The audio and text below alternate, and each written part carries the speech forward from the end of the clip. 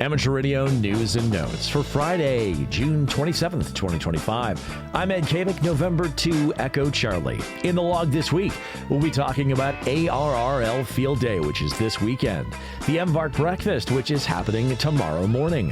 Also, the 13 Colony special event starting on July 1st, and the ARRL Logbook of the World will be offline for a systems upgrade starting today. Also, we'll talk about MVARC Nets on the air, see what's happening with DX, get a solar activity update, talk about some upcoming contests, and of course, check out some interesting online radio content. The biggest event in amateur radio is happening this weekend on June 28th to 29th. The ARRL predicts that over 31,000 amateurs will be setting up to test their skills and preparedness in this popular annual operating event. MVARC will be operating in a new location this year as a 5A station behind the George Washington Rec Center at 8426 Old Mount Vernon Road in Alexandria, Virginia, 22309. We will head over to the site right after our monthly breakfast to start setting up. In addition to our 5 primary stations, we plan on having a Get on the Air or Go to station to allow for those without licenses or who haven't been active on the air to have some fun on the bands with the assistance of our club members. We will also have our club picnic on Saturday evening at 5 p.m. at the Field Day site with the presentation of the MVARC Member of the Year Award. If you're able to make it, we'd love to have you join us. ARRL Field Day is a special event that many consider to be amateur radio's open house. As the ARRL says on their site, amateurs, quote, set up temporary transmitting stations in public places to demonstrate ham radio's science, skill, and service to our communities and our nation. It combines public service, emergency preparedness, community outreach, and technical skills all in one single event. Field Day has been an annual event since 1933 and remains the most popular event in ham radio. The event is not technically a contest, but rather an operating event. That said, scores are kept and standings are published in QST. The objective is to make as many contacts as possible in the operating period, June 28th to 29th, from 2 p.m. Eastern to 3:59 p.m. Eastern Time on Sunday. All non-work bands are fair game. That's 160, 80, 40, 20, 15, and 10 meters on HF, and 6 meters and above on the VHF and UHF bands. 1 point is awarded for each phone QSO, and 2 points for each CW or digital QSO. There are also lots of bonus points to be had for things like operating a Get on the Air or Go to station, operating on VHF, message passing, working satellites, and public outreach. The exchange for the event is ARRL section, entry category, and operating class. So for the MVARC station running as a 5 transmitter entry category in the A class, a club or non-club portable, our exchange would be 5 Alpha, Victor Alpha, or 5A Virginia. Other classes include A in the battery category, which is limited to 5 watts. B for a 1 or 2 person portable station. There's also a battery option there for 5 watts or less. C for mobile stations. D for home stations. E for home stations under emergency power, and F for stations at emergency operations centers. Field Day is a whole lot of fun, and a big part of the excitement is being out with your fellow amateurs. I heartily recommend finding a local field day to stop by and visit, and if you're in the Alexandria, Virginia area, come join MVARC. A Field Day locator site can be found at arrl.org/field-day-locator, and even if you stay home, run as a Class D or Class E station and see how many stations you can get in the log. More information can be found at arrl.org/field-day, and we hope to see you out in the field and on the air. Good luck. Tomorrow, Saturday, June 28th, 2025, is the date of our next monthly breakfast. As usual, we'll meet up at 8 a.m. at the IHOP at 7694 Richmond Highway in Alexandria, Virginia, for great conversation, camaraderie, and breakfast, too. We've been having a great turnout the last few months, and there's always room for you to join the fun. We will also head to the Field Day site after we're done enjoying the breakfast. We hope to see you all there.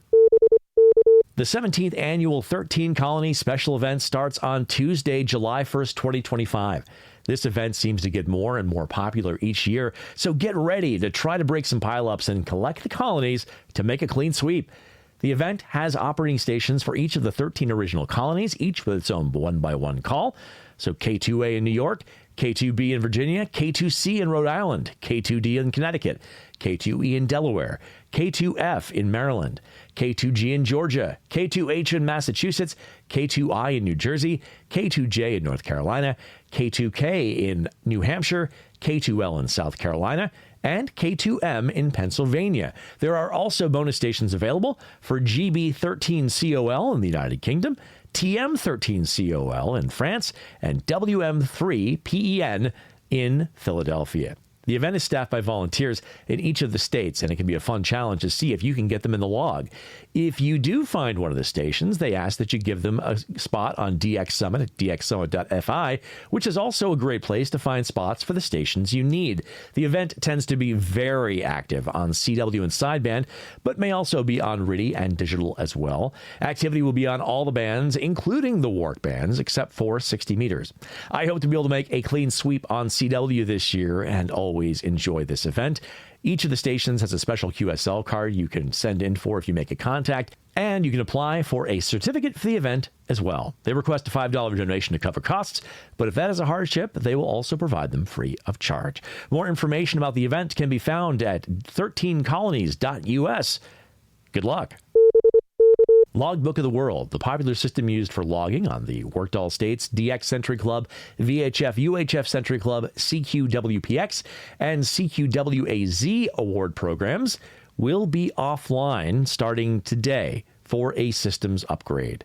ARRL CEO David Minster, NA2AA, said in a press release that, quote, LOTW will be receiving major upgrades to the operating system it is running on, the relational database system it uses to store and access Logbook and awards data, and server hosting, where it will be fully migrated to the cloud. These changes will, among other improvements, ensure LOTW performance needs can be better met based on user demand. His full statement can be found at a link in the show notes. QRZ.com CEO Jamie Jeffries, KF7WIS, whose service allows for automated uploads to LOTW, also released a statement saying that, quote, this planned outage by LOTW will affect QRZ users with LOTW integration and will prevent the transferring of QSOs from LOTW to QRZ for the duration of the outage. QRZ will be disabling the controls for LOTW imports and exports until such time as we become aware that LOTW service is back online. Her full statement can be found at a link in the show notes as well. And now it's time to talk about some MVARC Nets on the air. Every Tuesday at 7 p.m., we have our 2-meter FM net on the club repeater. And immediately following that, we have the 2-meter digital net that will be on C4 FM System Fusion on the same frequency. And also on the weekends, we have the MVARC Slow Speed CW Roundtable Saturday and Sunday at 7:30 a.m. on 3.565 megahertz CW, usually going about 12 to 15 words a minute, but that we will QRS or slow down to whatever speed you are comfortable. And also after that is the MVARC Cherry Tree Net at 8:30 a.m. Eastern Time on Saturday and Sunday on 3.920 megahertz, where we always have a lively discussion, and we look forward to having you join us. Please note, though, due to Field Day, the MVARC Slow Speed CW Roundtable and Cherry Tree Nets will be off the air this week, but we'll be back next week. All right, now it's time to take a look at what is happening with DX. Well, there'll be a good amount of DX on the bands this week. Stations on the air will include Dominica, Miquelon Island, Avinamu Beach, SBA, Tarawa Kiribati, Tokelau, Kuwait, Falkland Islands, and Antarctica. A calendar of DX expeditions can be found at dxnews.com/calendar. And now it's time for a solar activity update.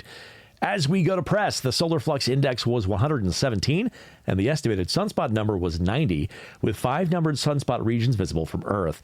Over the last week, the SFI has decreased. Solar activity has been at low levels recently. The geomagnetic field was at unsettled to active levels, and the KP was at 4 yesterday, going to 5 last night. The solar wind reached 849 kilometers per second yesterday. NOAA forecasts that minor G1 storms are likely early today with a peak KP of 4.67 forecast. The chance of solar radiation storms at the S1 or greater level is low at 5%, and R1 to R2 radio blackouts are possible in the near term with a predicted probability of 35%. R3 or greater blackouts are unlikely, with a 5% chance predicted. There's a chance of 6-meter propagation, so keep an eye on the band and spotting clusters to be ready for the next time the magic band does its thing, and HF conditions have been favorable overall. It remains a fantastic time for amateurs of all license classes to get on the air and work the world. Good sources of real-time solar information include spaceweatherlive.com and solarham.com. A good overview of conditions can be found at dx.qsl.net/propagation. To see D-layer absorption data and associated radio blackouts, visit the NOAA DREP page. And to see real-time maximum usable frequency MUF or critical frequency FOF2 information from radio sun data, visit prompt.kc2g.com.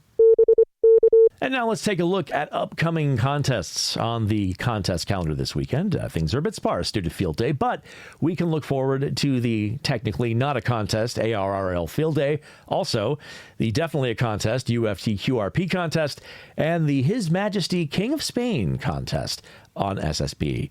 As always, the K1USN SSTs, MSTs, and CWTs will also be on the air. The full contest calendar with the events and exchanges can be found at contestcalendar.com. And now let's wrap it up with some interesting online radio content. Saving it for parts, hunts for zombie satellites this week. Also, Matt M0DQW takes a look at the Freestar Network. Kevin W1DED and the contest crew talk Field Day 2025. Dugbo KD7DUG activates SOTA and works the ARRL June VHF contest. Linus Lima Yankee 2 Hotel tests out an inexpensive manual antenna tuner. Mike N2MAK and Ben WB2BMK do some mountaintop work for the ARRL June VHF contest. The broadcast engineer goes pirate hunting with radio direction finding gear. Kevin, 2E0 Whiskey Mike Golf, does kayak portable as Victor Alpha 3 Whiskey Mike Golf /portable and deals with some pretty aggressive flies. Mike, K8MRD, makes a go bag for his FTX1. Kyle, AA0Z, takes a look at a new rig control app for the FT891. Chuck, KK6USY, starts his build of a phased 40-meter vertical array. Hayden, VK7HH, looks at a power bank for portable ops and sees if it's RF quiet. Kevin, W1DED, talks to Jeff, N5TJ, about his CQ worldwide record of 10,000 QSOs in 48 hours. Very impressive. Kevin also talked to Randy, K5ZD, about the worldwide award event.